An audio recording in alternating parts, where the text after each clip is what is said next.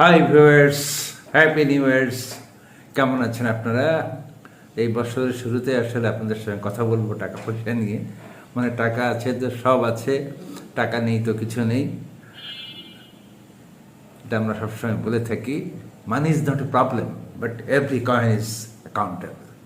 এই অ্যাকাউন্টেবল আসলে নাগরিক জীবন বা রাজনৈতিক জীবন বা সামাজিক জীবন নয়, এটা আসলে আপনার নিজের জীবন, নিজের পরিবারের কাছে এই অ্যাকাউন্টেবিলিটি, অর্থাৎ ফাইন্যান্সিয়াল ম্যানেজমেন্ট, অর্থাৎ ফ্যামিলি ফাইন্যান্সিয়াল ম্যানেজমেন্ট।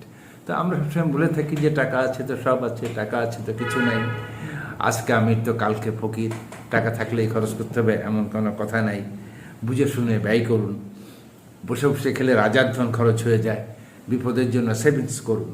তো এইসব কথা আসলে মানুষের জীবনে যে একেবারে অপ্রযোজ্যতা কিন্তু নয়, বাট এটা ডিফারেন্ট ডিফারেন্ট লেভেলে, ডিফারেন্ট ডিফারেন্ট অ্যাসপেক্টে, ডিফারেন্ট ডিফারেন্ট সিচুয়েশনে এক একটা মানুষের জীবনে এক একভাবে প্রযোজ্য। তো এই অ্যাকাউন্টেবল আর অ্যাকাউন্টেবিলিটি অলমোস্ট কাছাকাছি, অর্থাৎ দায়বদ্ধ আর দায়বদ্ধতা। এই দায়বদ্ধতা, আবারও বলছি, এই দায়বদ্ধতা আপনার নাগরিক জীবনের কাছে নয়, রাষ্ট্রীয় জীবনের কাছে নয়, এটা আমাদের পারিবারিক জীবনের কাছে, অর্থাৎ আপনার সন্তান, আপনার ফ্যামিলি, আপনার পরিবার, অর্থাৎ আপনি কীভাবে আপনার লিমিটেড ইনকাম দিয়ে ভালো থাকবেন অথবা আনলিমিটেড ইনকাম কোনটা দিয়ে ভালো থাকবেন, সেটাই হলো আসলে দেখার বিষয় বা বলার বিষয়। তো এই অ্যাকাউন্টেবিলিটি সাধারণত কি, অ্যাকাউন্টেবিলিটি হলো বা দায়বদ্ধতা হলো, মানে যে সবসময় দেখেন রাজনৈতিকরা কথা বলেছে যে অ্যাকাউন্টেবিলিটি থাকতে হবে। তো অ্যাকাউন্টেবিলিটি হলো দায়বদ্ধতা বা দায়িত্ব স্বীকার করা, কৈফিয়ত দেওয়ার মানসিকতা তৈরি করা এবং স্বচ্ছতা নিশ্চিত করা এবং স্বচ্ছতার মাধ্যমে সংশোধন করা।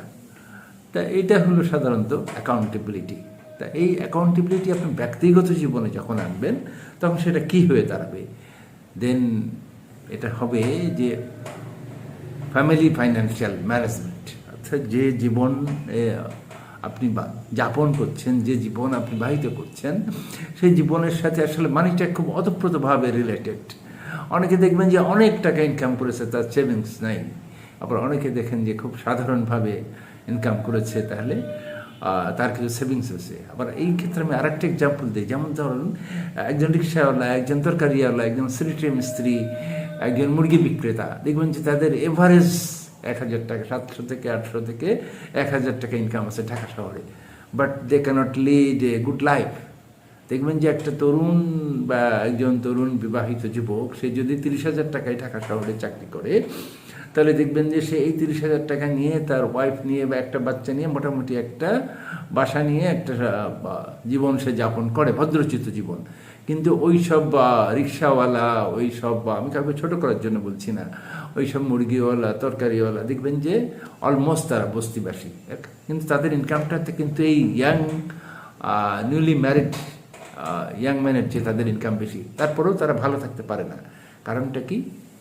কারণ তার এই পার্সোনাল ফাইন্যান্সিয়াল ম্যানেজমেন্টটা জানা নেই, যেটা এই যুবক, তরুণ যুবক শিক্ষিত হওয়ার জন্য সে কিছুটা ভালোভাবে এই অল্প পয়সায় গোছায় থাকতে পারে। And that is the question. এটা আপনার জীবনে আপনি প্রতিফলিত করুন, ভালো থাকুন। এবং ফাইন্যান্সিয়াল, পার্সোনাল ফাইন্যান্সিয়াল ম্যানেজমেন্ট হলো nothing but budgeting, savings and expenditure. তো এটা নিয়ে আমরা আরেকদিন কথা বলবো, অন্য কোনো এক সময়। যেখানেই থাকেন ভালো থাকেন। আমাদের চ্যানেলটা, ছোট্ট চ্যানেলটাকে সাবস্ক্রাইব করে আমাদের সাথে থাকবেন।